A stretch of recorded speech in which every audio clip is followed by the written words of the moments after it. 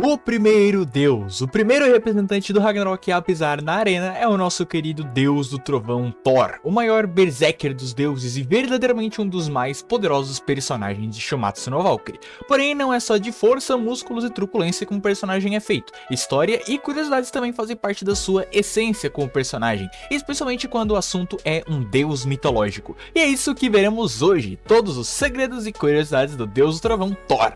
Caso você não conheça ou esteja familiarizado, seja bem-vindo à terceira edição dos Segredos do Ragnarok, um quadro focado em revelar, explicar e aprender sobre as curiosidades e referências que o mangá de Shumatsu se baseia para colocar em suas páginas. Já temos a edição do Tesla e do Susanoo, e agora, a pedido do membro Imperador Celestial Crovalho, teremos a terceira edição com o deus Thor. Se você gosta do canal e quer, assim como o Crovalho, o direito de pedir um vídeo à sua vontade aqui no canal, considere se tornar um membro do canal e ganhar as mais diversas recompensas que estão aí na tela, além de, claro, ajudar o canal financeiramente, beleza? Agora vamos direto para as referências de Thor, pois temos muito a falar hoje. Apesar de ser um dos deuses mais famosos no aspecto de figura mitológica, o Thor de Shumatsu tem algumas diferenças gritantes com a figura mitológica do deus nórdico Thor, ao mesmo tempo que tem alguns paralelos bem interessantes também. A base do personagem do Thor, é claro, é a sua solidão, o seu tédio pela força exagerada, e vemos isso durante o seu massacre contra os 66 Jotuns que invadiram Asgard e destruíram tudo lá,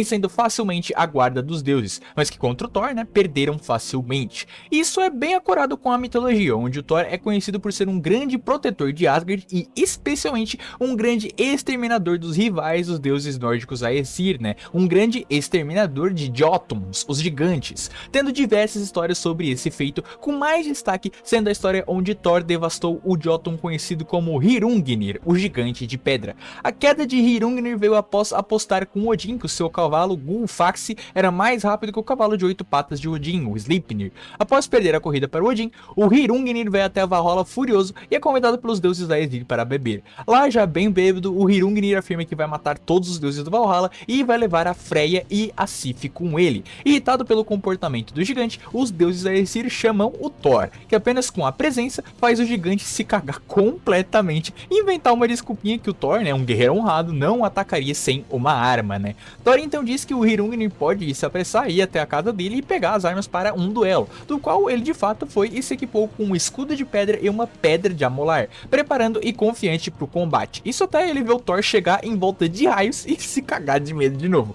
Com isso, o Thor lança o seu Mjolnir e o Hirungnir lança a sua pedra de amolar, com o Mjolnir destruindo a arma do gigante e partindo a cabeça dele ao meio. Ao mesmo tempo, a pedra de amolar se partiu em duas e acertou a perna e a cabeça do Thor, com um dos pedaços justamente o que acertou a cabeça do deus, cravando dentro da sua cabeça e ficando lá até hoje. Sim, é isso aí mesmo, um pedaço de pedra ficou enfiado na cabeça do Thor e ele nem ligou direito. O cara era ou não era extremamente casca grossa.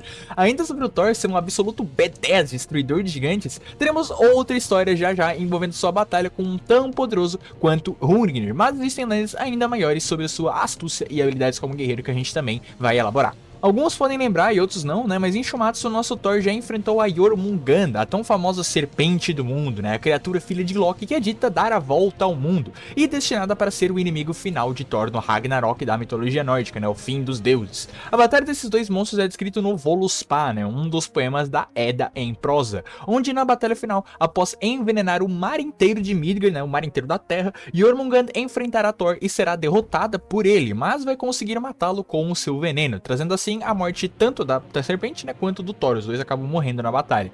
Mas em Shumatsu, Thor e Jormungand já se enfrentaram de acordo com os corvos do Odin, e foi contra ela, há centenas de anos, que Thor usou a sua técnica Geirrod. E já que estamos falando delas, vamos falar das técnicas do deus do trovão Thor, os seus golpes apresentados em sua batalha, principalmente contra o Lubu.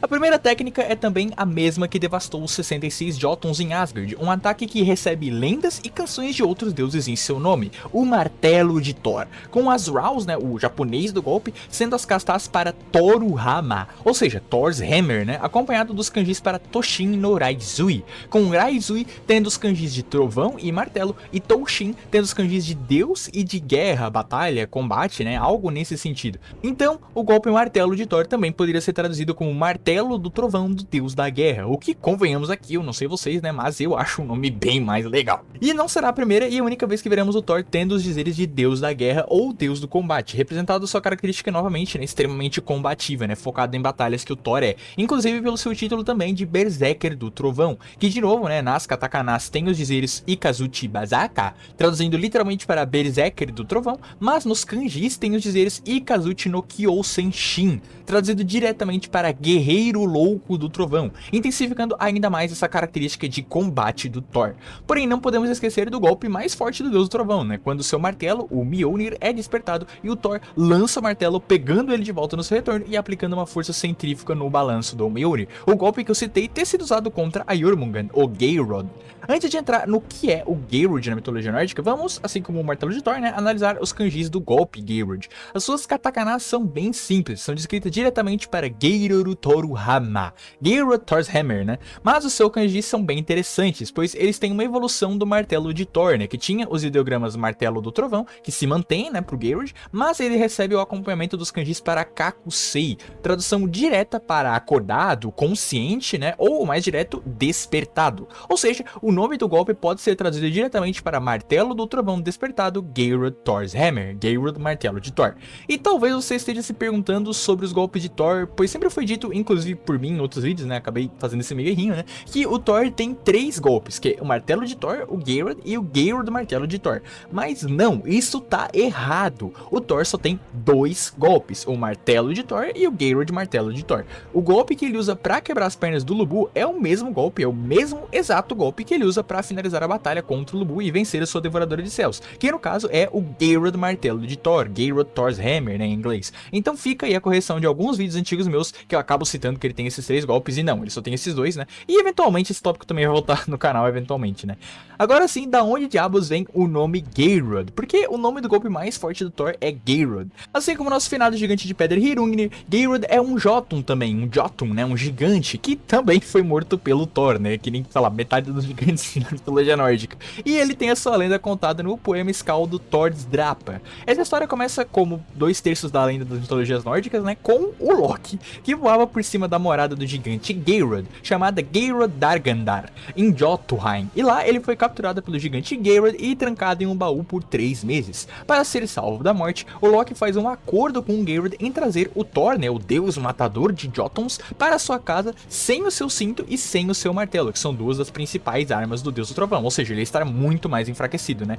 Loki então volta ao Valhalla e avisa o Thor sobre o acordo, né, e o Thor aceita e vai junto com Loki em uma longa travessia por Jotunheim, onde encontra uma giganta chamada Grior, que avisa o Thor sobre as intenções do Geirrod, né, de matá-lo, e o equipa com um cinto de força novo, uma luva de ferro e um cajado chamado Gridarvor, que é o cajado da Grior, né. Chegando em Gendorgardar, Geirrod chama Thor para o seu salão de jogos, e ao chegar perto de uma fogueira do salão, ele lança no deus um pedaço brilhante de ferro fundido em brasa, que o Thor consegue pegar graças à sua luva de ferro dada pela Grior um pouquinho antes, erguendo esse pedaço em pleno ar. Assustado, o Geirrod correu e se escondeu atrás de um pilar de ferro para se proteger, mas o Thor, que segurava o pedaço derretido em suas mãos, lançou esse pedaço contra o pilar, que cedeu e caiu em cima do gigante, matando o Geirrod instantaneamente. E se vocês ainda não repararam nas similaridades dessa lenda com o golpe Geirrod, então pode deixar que eu lembro para os senhores.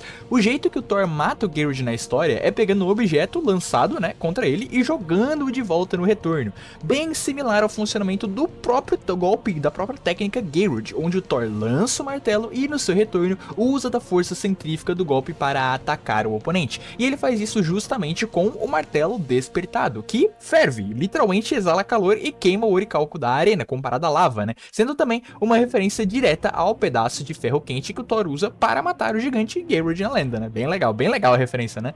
E já que estamos aqui, a última coisa que falta foi o que deixei pro final. O principal aspecto de poderio e força de Thor talvez seja os seus equipamentos, né? Os seus tesouros sagrados. E tanto o deus mitológico quanto o de Shumatsu carregam a característica comum de terem em seu arsenal alguns dos itens mais legais e impressionantes de todos. Começando com o que faz parte do design do Thor e é bem importante na mitologia nórdica, o Merinjor. O Meiringjord é um cinturão que o Thor usa capaz de duplicar a sua força divina, né? Em Shumatsu, esse é o único dos 3 principais artefatos do Thor na mitologia nórdica que ele não tem em Shumatsu, né? O que eu acho legal, pois faz com que o Thor de Shumatsu seja forte por si mesmo, né? Ele não tem a sua força amplificada por um cinto, né? Mas o seu design ali tem o Thor com uma série de cintos adornados bem destacados que podem sim fazer referência ao Meiringjord, por que não, né? Além dele, temos as luvas Jangrempir, as luvas de ferro que permitem que Thor levante o seu Mjolnir, lenda essa que inclusive é citada em Shumatsu e posteriormente usado no mangá com base para subversão de expectativa do leitor, né?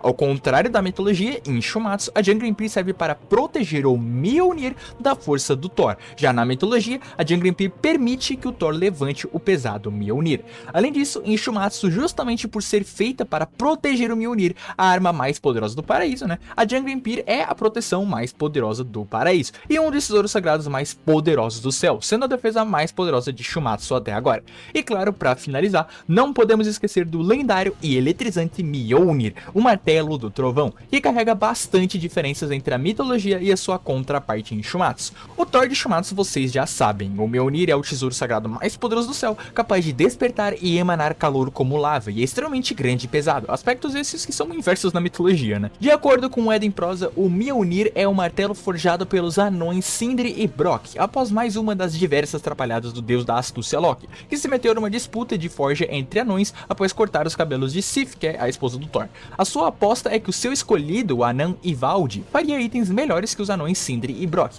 e para garantir isso, ele se transformou em uma mosca e durante a forja constantemente atrapalhou os irmãos anões, o que fez com que o Mjolnir acabasse saindo meio defeituoso, com o cabo curto, e é por isso exatamente que o Mjolnir é conhecido por ser um martelo pequeno e por isso que nas lendas o Mjolnir é ali um mini martelo. É nessa mesma história inclusive que Odin recebe a sua lança que sempre acerta, a Gungnir, né, que aparece em Shumatsu posteriormente para ser impedida de atacar o Buda e o Beelzebub justamente pelo Mjolnir do Thor. E em Shumatsu particularmente eu acho bem mais imponente e grandioso.